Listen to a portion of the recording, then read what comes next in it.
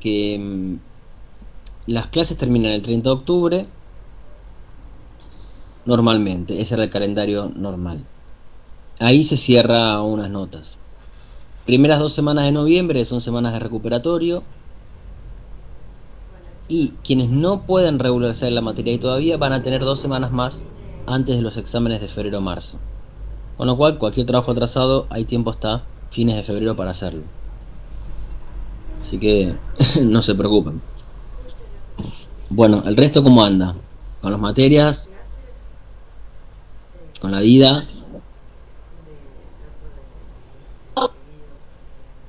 Todo bien, profe. ¿todo bien? ¿Sí? Bueno. Y con las carreras también, tienen también con las clases, les gustan las materias, están contentas, a pesar de todo este pelote de la pandemia, pero están cursando más o menos, zafando. Todas son muy lindas, la que no me gusta es motricidad. No, no le engan la onda.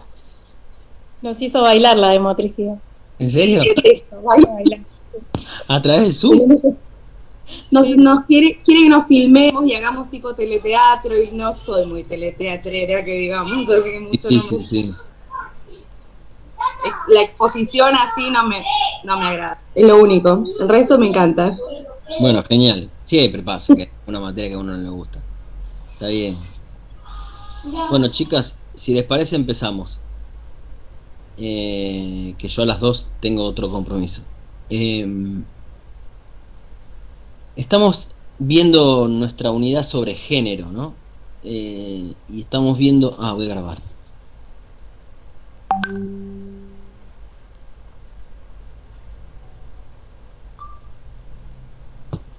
Estamos viendo la unidad sobre género, estamos viendo en qué sentido para nuestra cultura la mujer ha sido un otro, y es un otro, ¿no? La vez pasada tratamos algunas cuestiones como teóricas sobre el género, el concepto de género, ¿no? La historia un poco de esos conceptos de sexo, sexualidad y género. Eh, Solo quisiera reforzar dos cosas antes de plantearles el tema de hoy y de la clase que viene, que es que, bueno, la identidad de género, recordemos que es algo, como dice Judith Butler, performativo, performativo. El género es eso que asumimos, el género es esa conducta pública que asumimos, ¿no? Son los gestos, son las palabras, son los modos, los hábitos.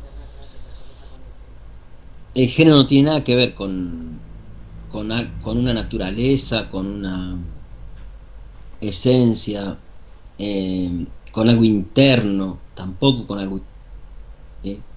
Digo esto ¿por qué? Porque eh, muchas veces escuchamos, ¿no? Sobre todo en algunas travestis, sobre todo es esta cosa de era una mujer en cuerpo, ¿no? Como si el género fuera una cosa interna. Bueno, puede ser que uno se sintiera así, pero en realidad uno asume una identidad masculina cuando empieza a actuar como varón, si no, no es varón. Eh, y ahí estaba creo que la película que les recomendé para ver, Tomboy, que es esta nena que se ve como varón, o quiere ser varón en realidad, o capaz que ni se lo pregunta, le gusta ser varón, o se siente más cómoda como varón. Y digamos, y eso lo hace empezando a actuar como varón, ¿no? Así de fácil. Escupiendo cuando juega al fútbol, peleándose en la cancha, haciendo cosas de varones, lo que hacen los varones de su edad. El género es, insisto, como dice Judith Butler, que es una gran teórica de los estudios de género, Judith Butler, es performativo. Performativo. ¿Qué quiere decir performativo? De actuación, ¿no? Son los actos públicos que una época, que una cultura identifica como lo masculino o lo femenino. Y cualquiera que entre en esos actos públicos, cualquiera que entre en esa performatividad, ¿no? En ese modo de actuar, bueno, asume una identidad masculina o femenina o la que fuera. Estos son planteos bien teóricos, ¿no? Que son importantes. ¿qué vamos a hacer? Hoy vamos a ver entre hoy y la clase que viene vamos a ver algo de historia de las mujeres. Para ver como un poco la historia de dónde venimos, ¿no? Cómo hemos llegado a esto. Porque si efectivamente el género es un invento, como todas las identidades, ya lo hemos hablado un montón de veces, si el género es un invento, bueno, ¿cómo se fue inventando? ¿Cómo se inventó, no? ¿En dónde se originó la concepción que nosotros tenemos actualmente de mujer? ¿Cuáles son los momentos importantes que han definido a la mujer, no? Eh, Digo, si nosotros hoy tenemos una representación sobre lo que es ser una mujer, y yo les podría preguntar, que me digan ustedes qué quiere decir ser mujer, y me van a empezar a decir un montón de cosas. Bueno, ¿de dónde vienen esas cosas? Porque ninguna de esas cosas se ha dado por naturaleza. Ninguna de esas cosas es por naturaleza, ninguna de esas cosas es por una esencia. Y si no es así, entonces son inventos. Y si son inventos, en algún momento se inventaron. ¿De dónde vienen? ¿Cuándo se inventaron? ¿Cómo? ¿Por qué? Bien. Antes que yo avance, avance en el planteo, que voy a hacer un rastreo bien largo de esta historia de las mujeres, ¿alguien quiere decir algo? Comentar, debatir respecto a esto del tema del género. ¿Están todas bien con lo que estoy diciendo? ¿Todas de acuerdo? Sí. ¿Sí? ¿O no se anima? O ya me escucharon enojado en la reunión del CAI. No sé si estuvieron en la reunión del CAI. Sí, ya estuve, profe. Muy bien. Por las dudas no digo nada. No. Todo bien. Hay cosas que hay que decir enfáticamente. Y hay cosas que hay que bancárselas. Porque Sí, es verdad. ser adulto es bancárselas. ¿No? Sí, claro. Pero es importante, ¿eh? Incluso como parte de la formación docente, es importante que aprendan a debatir, es importante que aprendan a entender que uno va a lidiar siempre con diferencias. El mundo adulto es eso. Es que siempre va a haber cosas que no nos gusten. Y siempre va a haber instituciones, personas que nos caigan mal o con las que no estemos de acuerdo. Y que tenemos que discutir. ¿Qué es discutir? Que en principio no hay cosas personales en principio. Creo que lo que me pasó el otro día rozaba algo personal, pero rozaba. Pero sí hay que bancársela. Es así. Y les va a pasar, cuando trabajen, siempre van a trabajar con gente que no les cae bien o que están en desacuerdo, que trabajan de una manera distinta a ustedes, que piensan distinto a ustedes. Yo no creo que haya que tolerar cualquier cosa. Tampoco creo eso.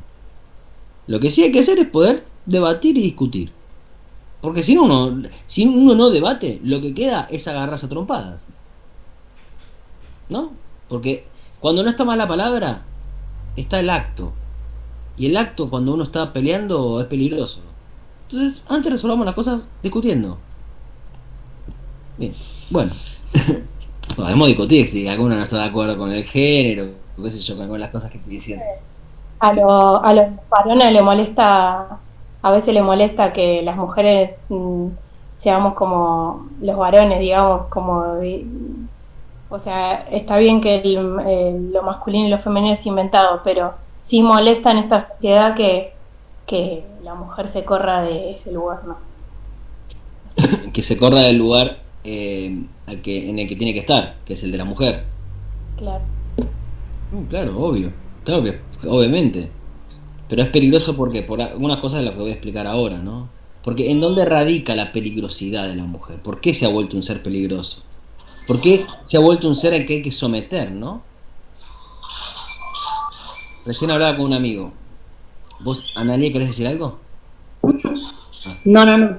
Recién hablaba con un amigo que da clases en una cárcel y además tiene un proyecto, una agrupación barrial en Barrio Marina, en el sur de Castelar, hace mucho tiempo.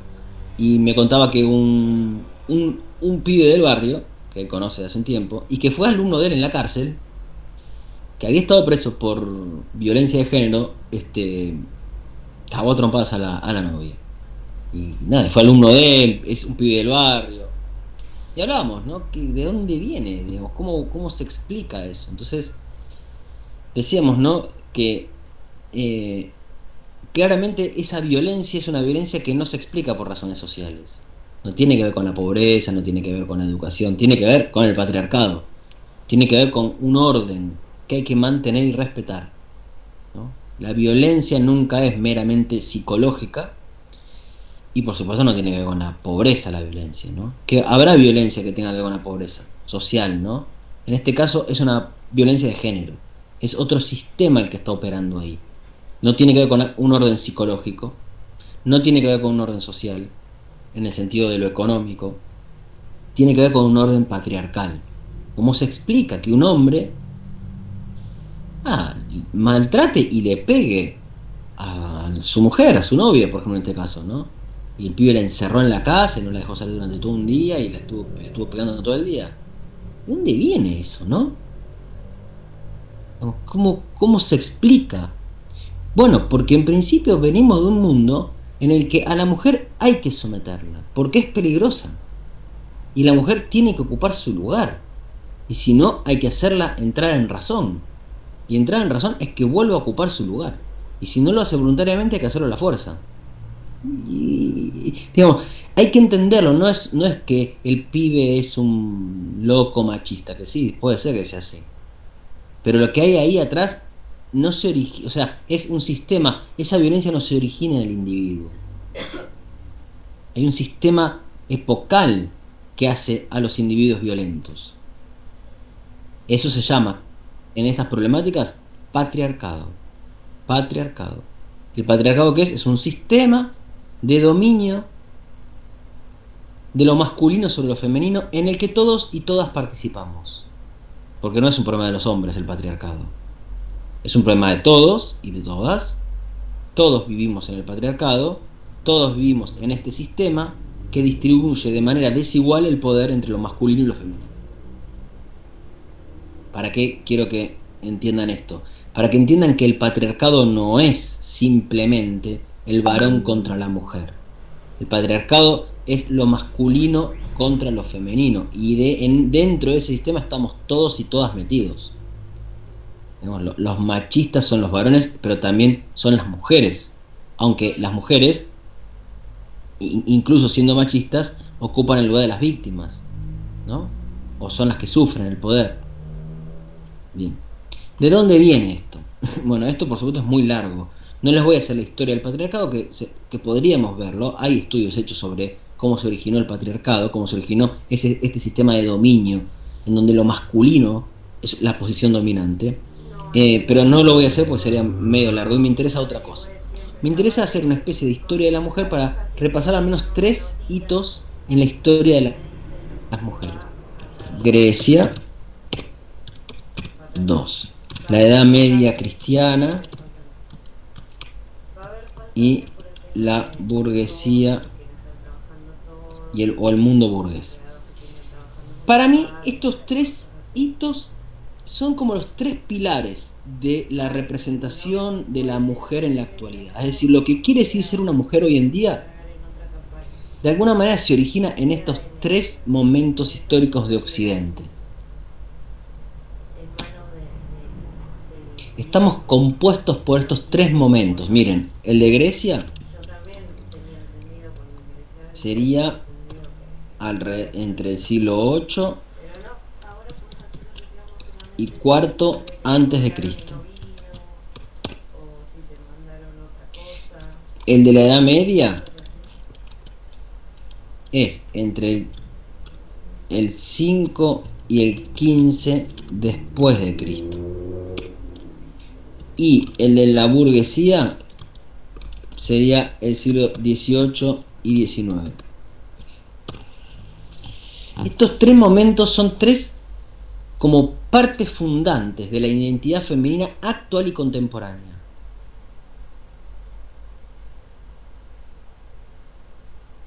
Esta es nuestra historia. De ahí venimos.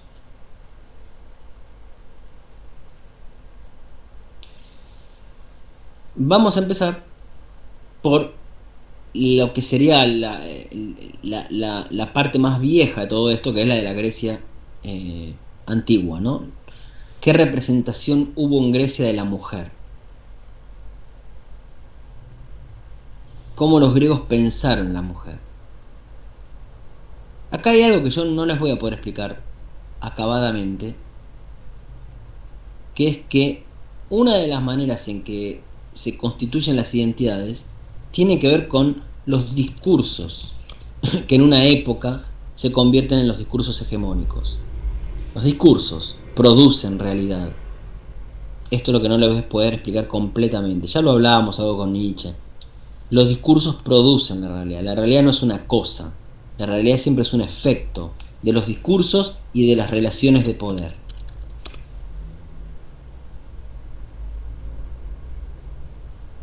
Digo, ¿cómo, cómo se genera, cómo se produce, cómo se reproduce la idea de que la mujer es un ser que le encanta consumir? Bueno, está el discurso de la publicidad, por ejemplo, la de Galicia que hablamos la vez pasada. Ahí está el discurso que produce, que confirma, que ratifica, ¿no? Que genera. Si hay mujeres que son felices comprando en el shopping, eso es en parte por estos discursos que circulan que las producen de esa manera a esas mujeres. Entonces, en Grecia antigua hay un discurso sobre la mujer.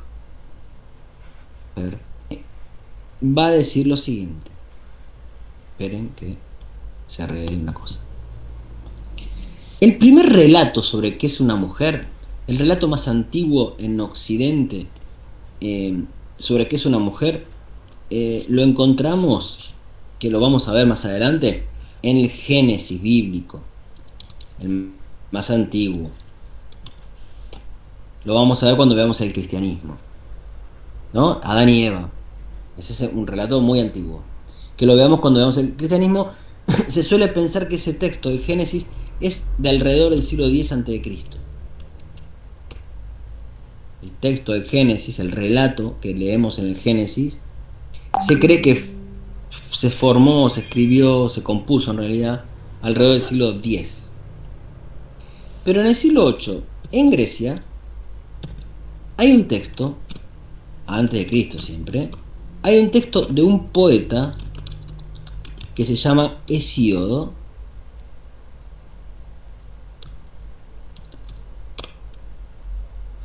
que compuso dos poemas que se llaman Teogonía, es un poema, y Trabajos y Días es otro poema. Esta poesía, este poeta es un poeta religioso, no un poeta en el sentido actual. Es un poeta que cantaba inspirado por las diosas, por las musas, ¿no? Y que canta en los mitos en realidad. De esa poesía se trata, ¿no? Es el texto religioso, como si yo le dijera el Génesis bíblico.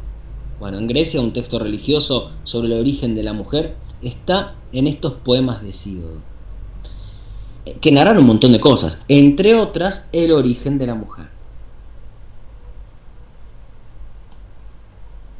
El relato gira en torno a la figura de Pandora, que fue la primera mujer. Ahora se los voy a leer.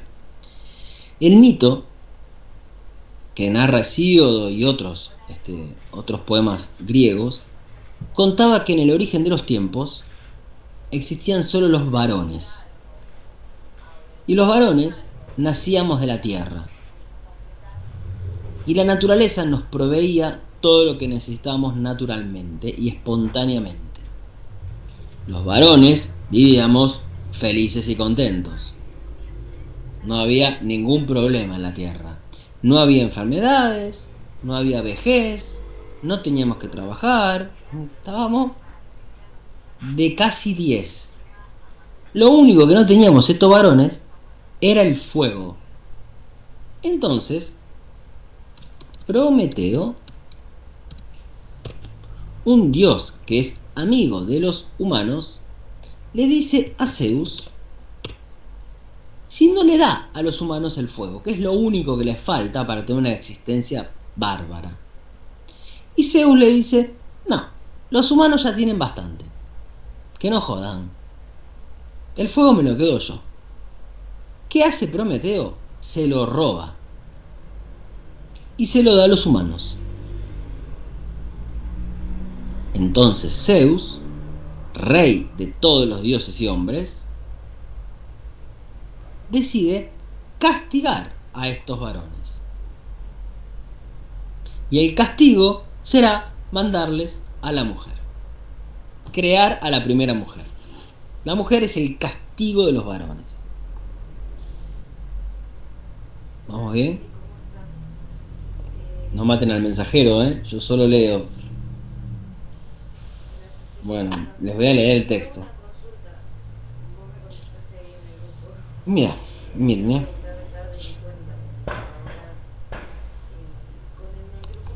Lo voy a agarrar un poco del medio el relato. Y al punto, a cambio del fuego, preparó un mal para los hombres. Un mal. Zeus.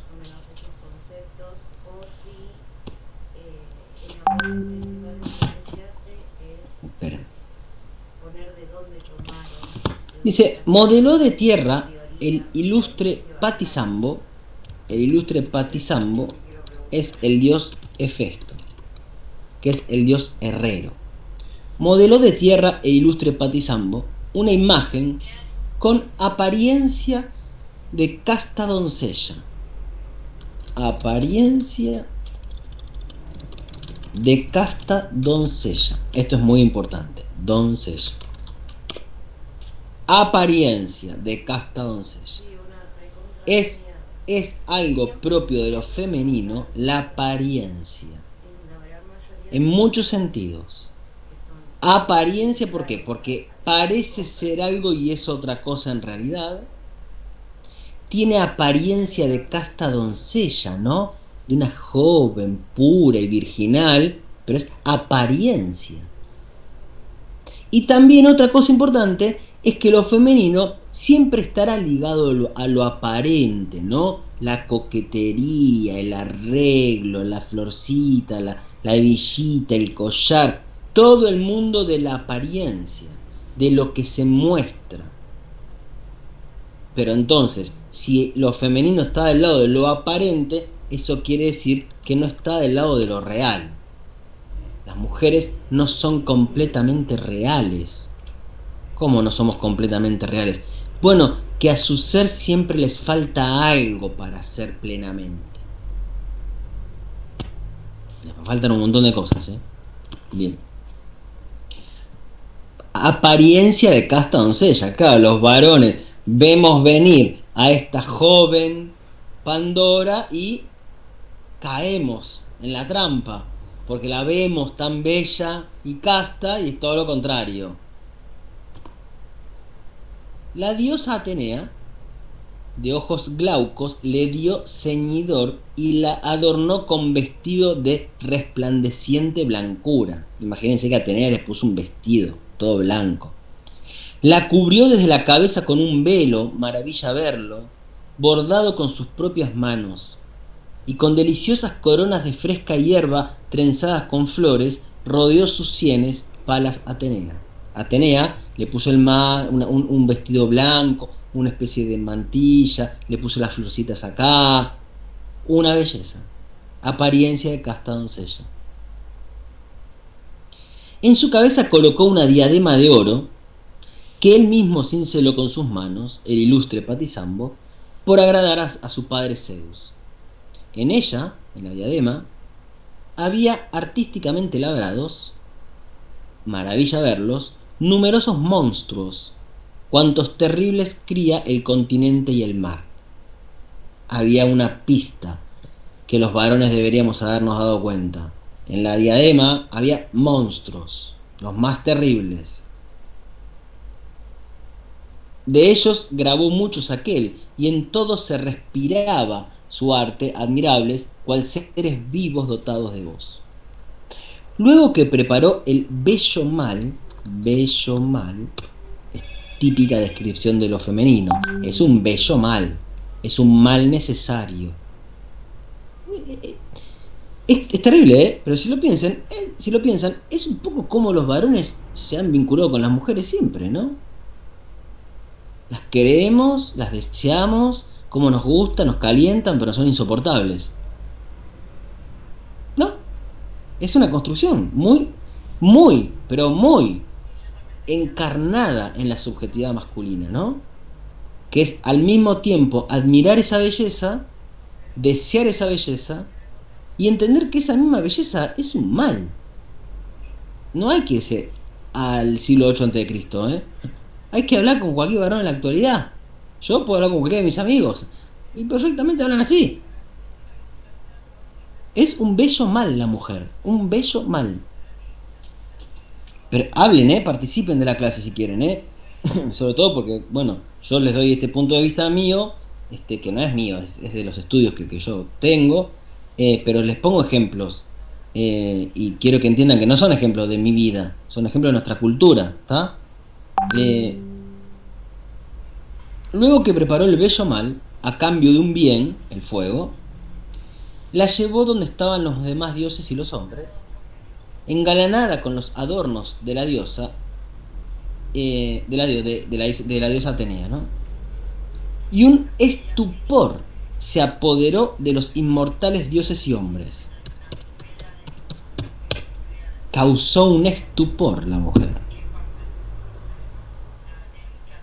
Cuando vieron el espinoso engaño, irresistible para los hombres. La mujer es muy importante esto, es irresistible para los hombres. ¿Qué quiere decir irresistible?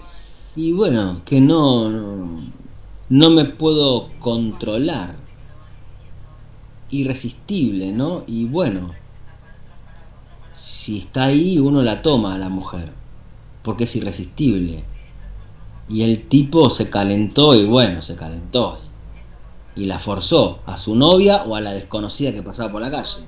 Porque es irresistible. Insisto, si no es que las mujeres son irresistibles por naturaleza, si no es que las mujeres por naturaleza provocan al hombre y lo llevan, por ejemplo, a un delito, como la violación, como el asalto, ¿cómo se explica que vivamos así y que lo sintamos así? Bueno, hay una historia que nos ha hecho de esta manera. En esa historia está presente este discurso que les estoy leyendo. Irresistible, es muy importante esto, porque no en Grecia todavía. No queda, en Grecia no es una cuestión sexual únicamente, es irresistible, porque los griegos no tenían mucho rollo con lo sexual. Pero después con el cristianismo va a ser fundamental esto, porque lo irresistible de la mujer será su cuerpo, ¿no? Su carne, como el cuerpo en donde reside el deseo, ¿no? Donde reside el pecado. Es irresistible. Y eso la va a volver tan peligrosa. Bien. Pues de ella desciende la estirpe de femeninas mujeres. Gran calamidad para los mortales. Con los varones conviven sin conformarse con la funesta penuria, sino con la saciedad. Sin conformarse con la funesta penuria, sino con la saciedad. ¿Qué quiere decir sin conformarse con la funesta penuria? Que no se satisfacen nunca, sino con la saciedad. Tienen que estar llenas de bienes, de cosas, como si la mujer nunca estuviera satisfecha. ¿Quién te entiende, no? ¿Qué es lo que querés? Escuchamos eso, ¿no? Y ni hablarlo de la propaganda de Galicia. Ahí tienen el antecedente de la propaganda de Galicia. Esa mujer que parece no estar satisfecha nunca y querer siempre más, y más, y más, y más. Y el Hesíodo dice hace 2800 años que la mujer no se conforma más que en la saciedad. Es decir, no se conforma en la funesta, escribí cualquier cosa, fiesta puso ahí, funesta, en la funesta penuria. en la terrible penuria, ¿no? En la terrible falta, en la terrible necesidad de que me falta algo. Escuchen, ¿eh? Esto es así, ¿eh? Hoy y la semana que viene voy a leer textos sobre las mujeres.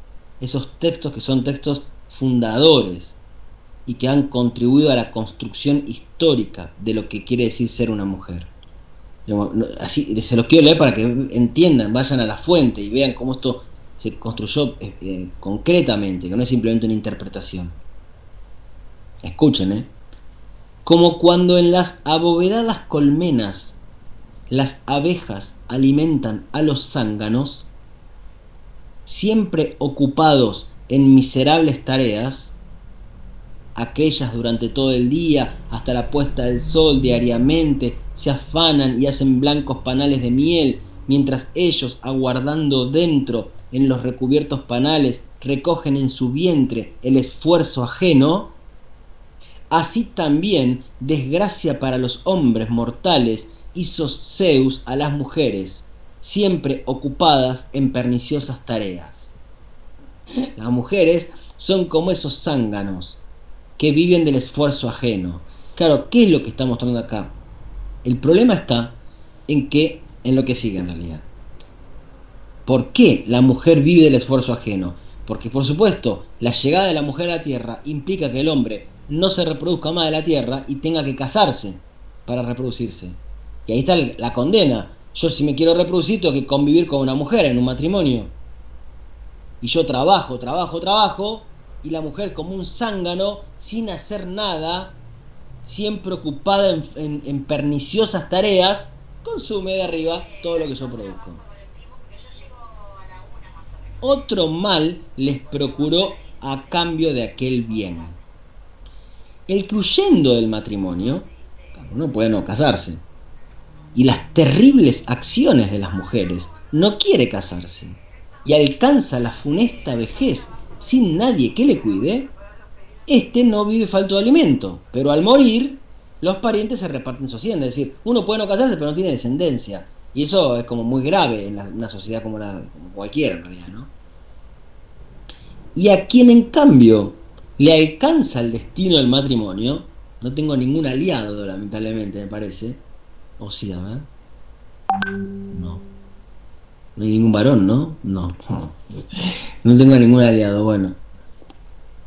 Por si alguno le había alcanzado el destino del matrimonio, porque esto dice, a quien en cambio le alcanza el destino del matrimonio y consigue tener una mujer sensata y adornada de recato, es decir, el que tiene suerte de conseguirse una buena mujer, durante toda la vida, el mal equipara constantemente al bien. Es decir, en el mejor de los casos quedas empatado. El mal equipara al bien. Y quien encuentra una mujer desvergonzada, espero que no lo sean ustedes, vive sin cesar con la angustia en su pecho, en su alma y en su corazón. Y su mal es incurable. Cagaste, te caga la vida. Nos reímos, pero estos discursos son los que seguimos escuchando y son los discursos que explican el sistema patriarcal en el que nosotros vivimos, que hace posible que un pibe caiga a trompadas a su novia, vaya a saber por qué, o la mate. Es por alguna razón. A la mujer hubo que montarle dispositivos de dominio, ¿no? ¿Por qué? Bueno, porque estamos partiendo de esta concepción. Es un bello mal. Es peligrosa la mujer. Sí, se sigue repitiendo, por supuesto. Bien. Hay una segunda versión del mito. Eso que les leí está en Teogonía. En Trabajos y Días, dije que eran 2 poemas. Hay una segunda versión, que es muy parecida, agrega solo algunos elementos. Se los voy a leer más rápido. Hefesto hace a Pandora y hace una linda y encantadora figura de doncella semejante, de vuelta a la apariencia, semejante en rostro a las diosas inmortales. Luego de que Atenea la viste, Afrodita, la diosa de la sensualidad, le mandó rodear su cabeza de gracia, irresistible sensualidad y halagos cautivadores. Irresistible sensualidad. Aunque nosotros ahora estamos en una época, esto es siglo 8 antes de Cristo, ¿no? No hay que ir hasta el 8 antes de Cristo para encontrar que en la construcción de los géneros, lo masculino y lo femenino, lo sensual siempre estuvo del lado de lo femenino, ¿no? La sensualidad siempre estuvo del lado de lo femenino. Ahora ha empezado a cambiar, pero más o menos, digo. Quienes aparecen siempre de manera sexy son las mujeres. Sí, ahora también puede aparecer Ricky Martin bailando sexy, pero hasta hace 20 años no existía eso. Era la mujer la que aparecía desnuda, la que aparecía sensual, etc., ¿no? Y todavía sigue siendo así, porque a mí hay una cosa que no es que me obsesiona, me repugna, la verdad. No puedo creer el mundo en el que vivimos. ¿Qué es lo que pasa con la música, ¿no? Con la música popular, con el pop, con la música de adolescentes? De por qué razón las cantantes femeninas tienen que aparecer necesariamente de manera sexy o sensual en sus recitales o en los videoclips, ¿no? Si se trata de música, ¿por qué? ¿No? Como si no tuvieran otro lugar, como si no pudieran ser cantantes si no fueran al mismo tiempo sexys, ¿no? Pongan cualquier video de la gran industria y las minas tienen que aparecer sexys, incluso las de acá, que yo no puedo creer que se suban a esa estupidez, y menos en esta época, en donde estamos tratando de cuestionar todo esto, y que vos como cantante hagas un video y en la vida aparezcas sensualmente. ¿Por qué razón? Que no está mal la sensualidad, porque forma parte, si quieren, de las relaciones. No digo que esté mal, sino sería una cosa moral. Lo que digo es que ese sea el único lugar que yo tenga como cantante. Es raro, ¿no? Que todavía hoy, en esta época. Yo creo que... No creo. Esto tiene que ver con que en nuestra época... Voy a tratar de explicarles algo de esto. En nuestra época, en el capitalismo, así como hay una fuerza de trabajo que produce valor, que es lo que el capitalismo busca, no sé, la capacidad que tiene un obrero de darle valor a la materia, bueno, hoy en día la capacidad de excitación también produce valor. Entonces, para que una mercancía tenga valor, no solo tiene que tener horas de trabajo de un trabajador, tiene que tener potencia de excitación. De que yo venda cualquier cosa con una mujer medio en bolas. Entonces, estoy vendiendo un martillo y me parece una mina.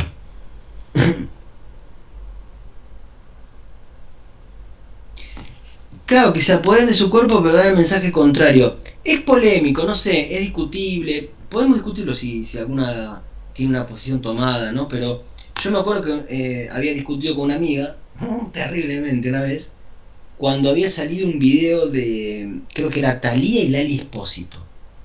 Parece que eran las dos juntas cantando. Yo le decía, ¿cuál era la necesidad de una piba que estaba, se supone, subida a un movimiento como el del feminismo actual, de tener que ocupar ese lugar en la música y tener que mostrarse sensualmente? Claro que la mujer tiene que apropiarse de su cuerpo, claro que tiene que apropiarse de su sensualidad, perfecto, pero a mí me hace ruido, no me parece que eso sea una apropiación, porque lo que yo veo es que eso reproduce la misma lógica de la industria que pone a la mujer como un objeto de consumo. Yo no veo que se esté rompiendo esa lógica ahí, ¿no? Porque piensen en cualquiera de las grandes cantantes, desde Madonna hasta Lali Espósito, ahí no es que yo me apropie mi cuerpo y vivo mi sensualidad, porque la imagen y la representación siguen siendo las mismas que la de la industria, ¿no? Guido, Sí. en el programa El Garage, que es de autos, aparece Sí. siempre la conductora es una mujer en pelotas y para mí no tiene nada que ver, pero tiene que ver con esto, con el consumo. Tiene mucho que ver. No tiene mucho que ver porque es un programa dedicado a hombres. Claro, por eso, pero si vos la mirás... Los objetos de... Y pero los objetos de consumo favoritos de los hombres en esta sociedad de consumo capitalista han sido los autos y las mujeres. Claro. ¿Qué Sí, mejor sí, combinación? sí. Hablas de autos Pero, con una mujer. Y sí, sí, eso es lo que queremos los varones. Autos y sí, mujeres. tal cual. Sí, sí, sí, pero no pega. No, Pero pega. repega. Claro, Repega. re Son dos pega. mercancías. Son dos mercancías. Son las Sí, dos mercancías favoritas de lo masculino. El auto y la mujer. Porque la mujer es esa mercancía a consumir. A ser consumida. sí, Si yo quiero viste. apropiarme de mi sensualidad no se debería convertir en una mercancía. Si se convierte en una mercancía, entonces yo estoy reproduciendo una lógica que es capitalista y patriarcal. Bueno, sigamos. Pero vienen bien estas cosas, ¿eh? Entonces, eh, Afrodita la llenó de sensualidad a Pandora. Hermes, el mensajero, le encargó dotarle de una mente cínica y un carácter voluble. Carácter voluble. ¿Qué quiere decir voluble? ¿Qué quiere decir voluble? Chicas, manejable. ¿Qué más?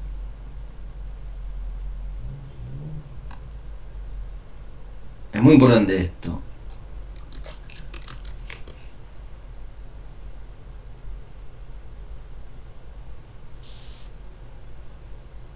Cambiante puede ser, carácter voluble. Claro, cambiante, manejable, pero Claro, porque es plástico, porque, ¿no? claro. Qué humor, que tenés hoy. ¿Qué es el carácter cambiante? Lo voluble. Porque la mujer va a estar del lado de lo inestable. La mujer va a estar del lado de aquello que es inestable. Frente al Cambia varón, constantemente, bien, mal. Vamos a hacer que te vino. claro. Y los varones, por el contrario, tenemos posiciones sólidas y firmes, no cambiantes. Esto es muy importante. En el caso de Grecia, ¿esto con qué tiene que ver? Y voy cerrando acá por hoy. Algo que todavía no está en Hesíodo, me faltan algunas características. Bueno, después les voy a leer el texto entero, o se los voy a dejar, porque a Pandora siguen construyéndola como una apariencia. Miren, le dan una lengua que es la de la persuasión. En su pecho la llenó de mentiras. Si la mujer seduce, está siempre del lado de la persuasión, no de la verdad, de la mentira que convence. Y el problema de todo esto, ¿cuál es? En el caso de Grecia, es un problema fundamental, que tiene que ver con lo siguiente. Los griegos creían, bueno, me parece que se los voy a explicar la próxima si se los explico bien, pero se los dejo planteado, me tienen que hacer acordar que arranque por acá. Los griegos creían que el alma humana poseía dos partes. Una parte racional y una parte irracional. En la parte irracional están los placeres, los deseos, los apetitos.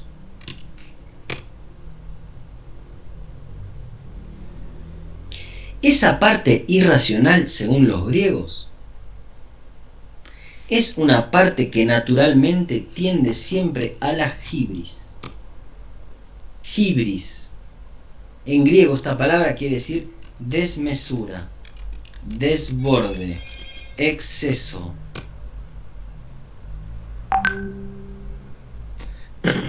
Cuando a mí me da placer algo, el placer no conoce medida, quiere más. Cuando a mí me gusta algo, cuando yo deseo algo, no quiero que se termine nunca.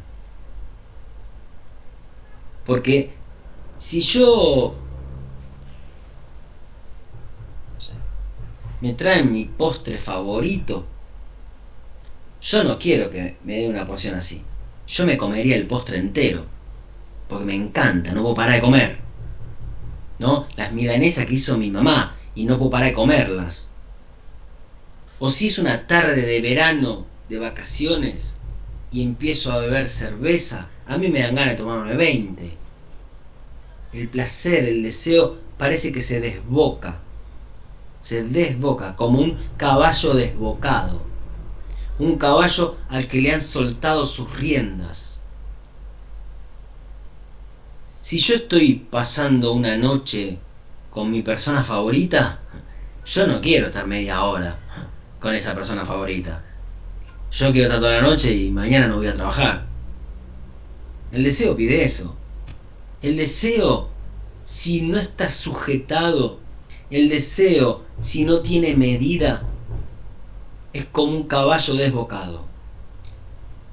El deseo, el alma es como un carro, decía Platón, como un carro tirado por caballos. El alma tiene que tener un cochero, tiene que tener un piloto que ponga freno a esos deseos, que le ponga medida a esos deseos, que gobierne a esos deseos. El piloto tiene que conducir, gobernar, dar medida, limitar, no negar, dar medida. Eso lo hace el piloto de un carro, ¿no? Tirado por caballos. El piloto es la razón. La razón es la que me dice: no, Guido, no bebas más porque vas a empezar a decir boludeces. No tomo más, ¿no? La razón es la vocecita que dice: sí, la está pasando fantástico, pero no puede faltar mañana trabajo. La razón habla así. La razón sabe de medidas. Que no es negar, Los griegos no tenían ningún problema con la sexualidad.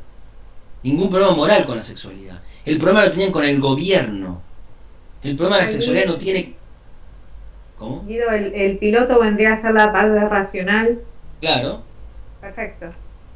Pero digo, el problema no lo tenían con los deseos o los placeres, lo tenían con la medida de esos deseos y placeres. No está ni bien ni mal que si sos varón te gusten los varones. Está mal cuando vos abandonás a tu esposo y perdés la cabeza por ese pendejo que te calentó. Está mal eso. No está ni bien ni mal beber alcohol. Ahora, si vos cada vez que empezás a beber perdés la cabeza y terminás borracho, está mal. Es un problema de dominio. Es un problema de autogobierno. De autogobierno. Que uno se tiene que gobernar a sí mismo. Como un cochero que sabe cuándo dar rienda suelta a los caballos y cuándo frenarlos. Sería lo que pone límite. Lo que pone límite, claro. Esa es la parte racional del alma. ¿Y saben qué? A la mujer, en la mujer, esa parte racional está media floja. Casi que falta. Y entonces es pura hibris, pura volubilidad, no sé cómo se dice. Es voluble la mujer, es cambiante, es puro cambio, porque no tiene medida. Y por lo tanto no puede autogobernarse. Y por lo tanto la medida de sus deseos y placeres se los tendrá que dar el varón. Y ahí está el matrimonio. La mujer es un ser dependiente, porque no posee el elemento gobernante del alma, o lo posee en menor medida, imperfectamente. Y entonces el varón es quien tiene que marcarle los límites. Nada peor que una mujer sin varón. Es lo más peligroso del mundo. La mujer no tiene razón. La tiene imperfectamente la razón. No es que no tiene. Y ese es el gran peligro. Para los griegos era un peligro político, porque eso generaba que una especie de anarquía, una falta de gobierno. No es un problema moral, de que esté bien o mal, no, es un problema de gobierno, de descontrol. Peligrosísimo. A esta peligrosidad de la mujer, en el medio se le va a agregar algo peor todavía, porque esos deseos ahora sí son el pecado, son el diablo. Imagínense. Para los griegos era un problema de control y de gobierno. En el mundo cristiano eso se vuelve además un problema religioso, porque ese deseo es en realidad el diablo. Imagínense. Lo peor de lo re peor. La próxima vemos, sí, muy brevemente, algunas ideas que el cristianismo le agregó a esta historia. Bien. ¿Está bien? ¿Se entendió? Sí, ¿no? Bueno, ¿alguna pregunta o comentario que quieran hacer?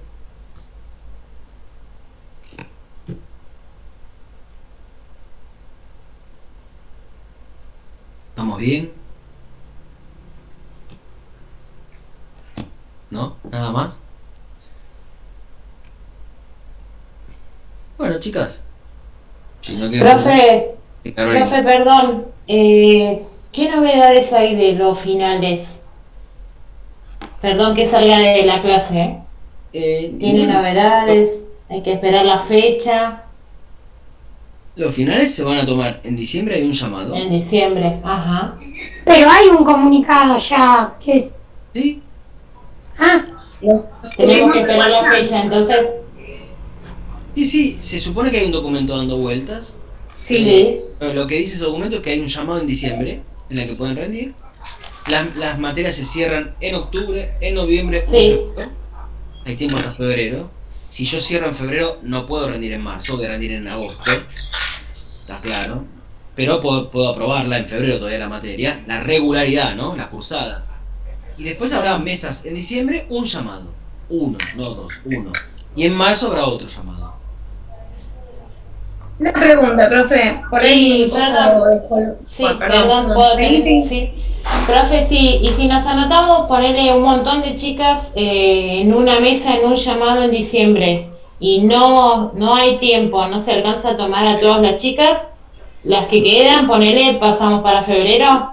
Y si Así se puede desdoblar la mesa dentro de Sí. diciembre, se hará en diciembre. Si no se puede, se terminará en marzo.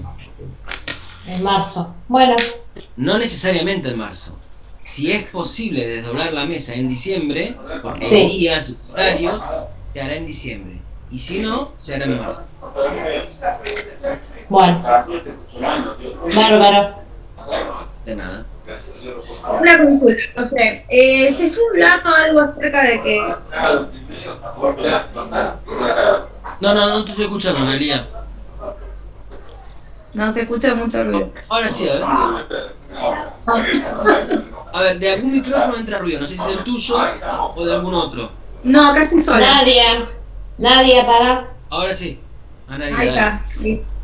Se habló de la modalidad presencial a partir del próximo año. Parece como que arrancan ahora durante un tiempo corto los secos de primario y secundario. ¿Se habló algo de eso? ¿Tenés algo te comentaron algo? ¿Si podemos llegar a ser presenciales el próximo año? No se sabe. Yo creo que sí, pero puede ser que todavía un cuatrimestre más se haga virtual. Ajá. Puede ser. Pero Bárbaro. seguramente en algún momento el año que viene vamos a volver, chicas. Seguramente. Ojalá. Todo dependerá de la vacuna, en principio. Pero seguramente vamos a volver. Pero no se sabe. Bárbaro. Muchas gracias. No, de nada. ¿Listo? ¿Algo más? entonces, profe, para los griegos el mal necesario es la mujer Claro.